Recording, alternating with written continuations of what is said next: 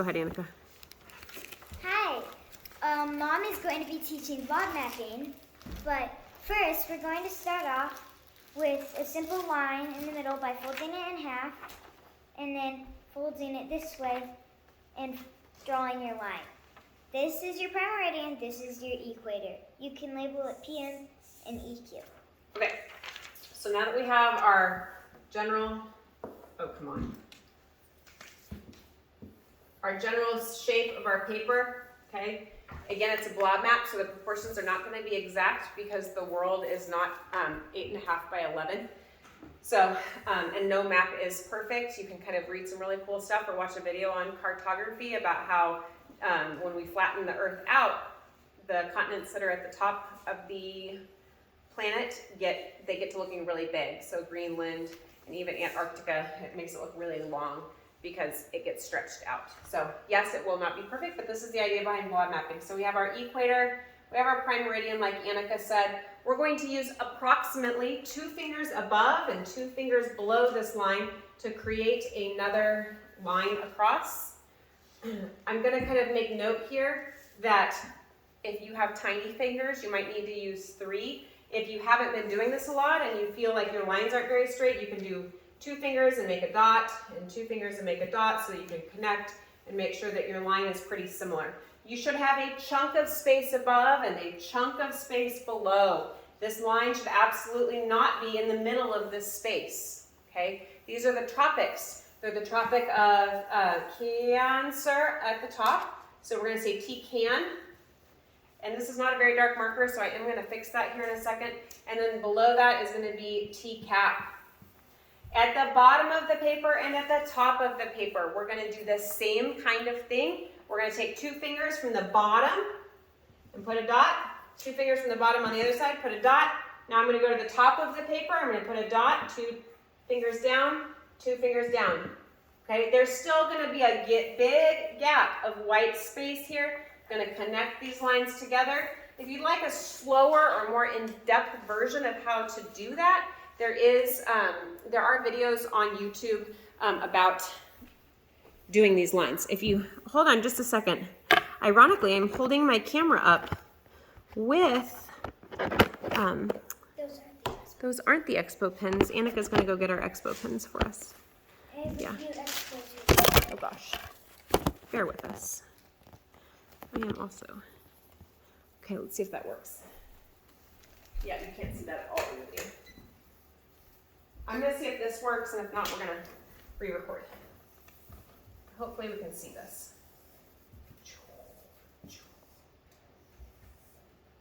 It is a blob map, so it doesn't have to be perfect, but what you want to make sure you have is kind of your space divided, so you do have some big white space here. Okay, again, this one up here was T-Can, and this one down low is T-Cap. Aubrey, can you check and see that that's visible in this? Sure. All right, the next thing we're going to do is Africa. So we're going to come to our equator line. Can you kind of see the blue? Yeah, you can see it really well. All right, so depending on the size of your paper and your fingers, you're going to make a rainbow. And I would say that for me, 2 fingers is about right on my size. On your size map, 1 finger might cut it. But I'm above my T-Can line, and I'm going to be going to just above, not quite touching the equator. I'm going to make a sideways rainbow like this. And that is going to be the corner, I kind of forgot to put a compass rose on here. I'll do that real fast. Never see. That's going to be the northwest corner of Africa here. So here we go. We're going to draw our line from this Africa. We're going to go down, kind of like a ski slope. A gentle ski slope, not a steep one, to almost touching T-Can, and then I'm going to take a gentle bite out of the corner of Africa. Above this area is the Mediterranean Sea, and this little bite is representing kind of part of the Red Sea. So you could even put an M and an R there if you wanted to, if you're already caught up. Then I'm going to go ahead and come down, and I'm going to make a soggy ice cream cone. And the soggy ice cream cone is going to come down about halfway through this blank space. So if I were to imagine where the halfway mark is, I'd say it's about right there. Okay, it's going to come down pretty far. I've probably not stretched out my Africa line enough, so I'm going to do that a little bit more, a little farther. I'm going to take my bite out. All right, now I'm going to come on down, and it's going to be a gentle V. I'm going to come up again. I'm not going to quite come up to the equator, and now this part is going to get fat again. It's going to kind of come over at an angle. So see how I have a soggy waffle cone there where it's the Cape of South Africa there is round. It's a blob map. My Africa has never come out exactly the same, but it gets us started. Okay? Then I'm going to go ahead and draw from this point. I'm going to do above this an ice cream cone. I like to go to Europe next. Different people like to, I don't mean ice cream cone, I mean a candy corn. A candy corn that is on its side. Okay? And so coming straight up from the far corner of Africa over here, coming up from that, I'm going to put a dot kind of above that, and then we're going to put another dot that is all the way up over at, I'm going to put that first dot, I guess, up at the Arctic Circle. I forgot to label these things. Arctic Circle and Antarctic Circle. I'm sorry, this is really rushed, but I'm just trying to get this out for the people who needed it for our little adventure project here. I'm going to start with that line, that dot directly up here at the Arctic Circle, and then I'm going to draw a candy corn that is on its side, and it is also going to peek over the prime meridian, and I'm going to connect it again.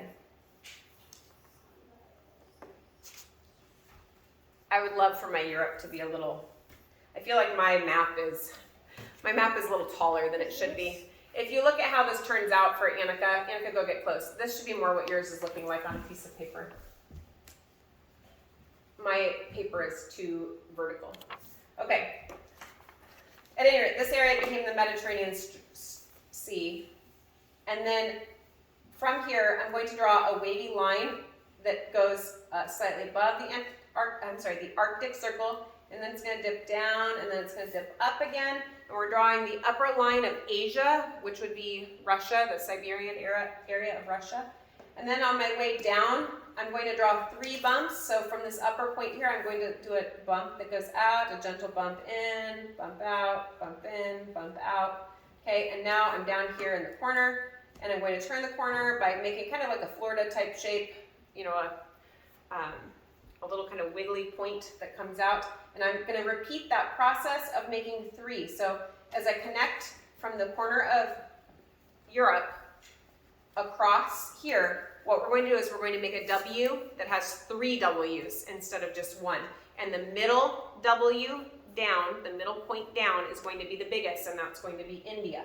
So here from Europe, I'm going to come down with my first W and go back up. My second one is going to come down. This is going to be, I stayed above Tican, or right at Tican. India is going to come all the way down, and it's going to touch the equator.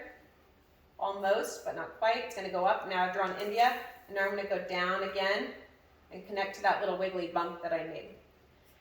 We had these 3 bumps, 1, 2, 3 here, right below the second bump on this side. You can draw a little dot to represent Japan if you want to. We're not going to put all the islands on there. I also like to put Madagascar over here on the corner of, we do an M that's sideways, on the eastern side of Africa.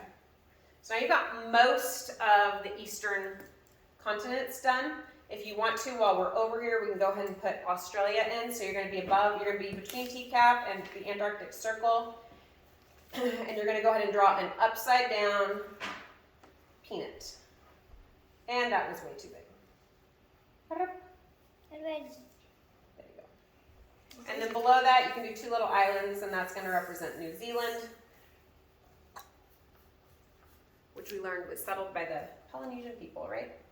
All right, so then we're going to come over here and go ahead and get our North America, which is going to be a big slice of pizza. I've taught it that way before. We've also talked about it being like a cupcake icing that's upside down. Okay, so it's going to be kind of bumpy. So what I've done is I've drawn a concave line that comes just barely above the Antarctic Circle over here. And then I'm going to kind of do a cupcake shape coming, the icing that curves. I'm going to do that upside down. If that's too complicated, essentially just doing a big pizza that comes past T-can would be fine. Don't go to the equator though. Okay? I like to make it kind of like this though, so it's bumpy. I think it better represents the upper part is Canada, and then we have the United States, and then we have Mexico here. That kind of makes sense, so you can kind of imagine. This would be Canada, this would be the USA, and this is Mexico. All right, then from here, we're gonna do South America. So from our point, we're gonna touch our point right here. We don't really put Central America on the map, on the blob map. So we're gonna kind of come out from this point, and we're going to draw a line that goes out over the equator and comes down towards T-cap. And it does not go as far out as our North American continent did. And then we're going to do a gentler slope that's more in line with the slope that we had for Africa here, the gentle ski slope, and it's going to come kind of to the same point. So to get there, if this line is going to come out down as far as the first South America line, they both need to come past the equator. They both need to come past the equator the same amount. This one's going to be a gentler slope, so it'll come out a little bit further. Then, again, we like that the ice cream shape. This one's going to come just slightly further. It's also still not going to touch the Antarctic Circle, so I'm going to put my point of where I'm going to go down to. It's going to be basically directly below my point for North America, right here. I'm going to draw a convex. Convex means it's going to kind of be bumping out, a gentle bubbling line down to there. Okay, and then I'm going to kind of come in and do a concave line that matches. And this is going to be my South America. Is this 100% perfect? No, it's not. If you want to do a little candy corn up here, that can be Greenland for you. It can be a little bigger than that. And then, oh, we're missing one last continent. What are we missing? Antarctica. We're missing Antarctica, so we're going to go ahead and come up to the Antarctic Circle, come down, go up by the equator, come down, pop up again, and then come down. So it looks really huge, but it's actually just curved around the Earth. And we can label our oceans. This is the Atlantic Ocean. This is the Pacific Ocean. So I'm going to do PO. I don't have a lot of space, so I'm going to put mine off to the side here. PO for Pacific Ocean. The Arctic Ocean is going to be up here, AO, and the Indian Ocean is going to be here. Now I did that without my directions, so I might have missed one of the lines here or there, but that gets you something that looks a lot like Earth. Anyone else that sees this is going to know what you mean. Okay, so this will be good enough for figuring out where did the big kids, the 5th through 8th graders, we're going to do a thing where they looked for their adventurers, anyone that they'd read about in the IEW or from any of the history census. Did I give that to you guys too? They were going to get to draw a blob map and bring it back with a dotted line to show where that explorer had explored. So an example would be, we learned about Amerigo Vespucci, right? And we know that he discovered America. Yeah, he discovered America. Wow. Whoa. Okay, and discovered. Obviously, we understand that there were native people already living here. But at any rate, that is kind of your idea. So you would draw a dotted line. If you think that he came from Europe and that he went down to Africa and then he popped down to South America, and so he said, oh, I bet there's a continent above this, and went up here, then you would do that dotted line. You do the dotted line that shows how your explorer got from one place to another. And you can do anything on the timeline, but I was really encouraging you to think about these medieval explorers. So you could do somebody, you could do the Irish immigrants coming over during the potato famine, because that's on our timeline, but you could also stick to doing medieval people. Okay? There's the potato famine, and we can not laugh about it now because it's real bad. Okay, we will talk about it more in class. Remember, this is just an extra credit fun thing, so don't stress about it too much. All right, see you later. Okay, let's go. Mommy, do you like it? We have to leave. Yeah. Oh, Okay. no. We have dance and gymnastics. No. Go, go, go. No. I have to pack up here. Go. Don't talk to me about it. Just go do it.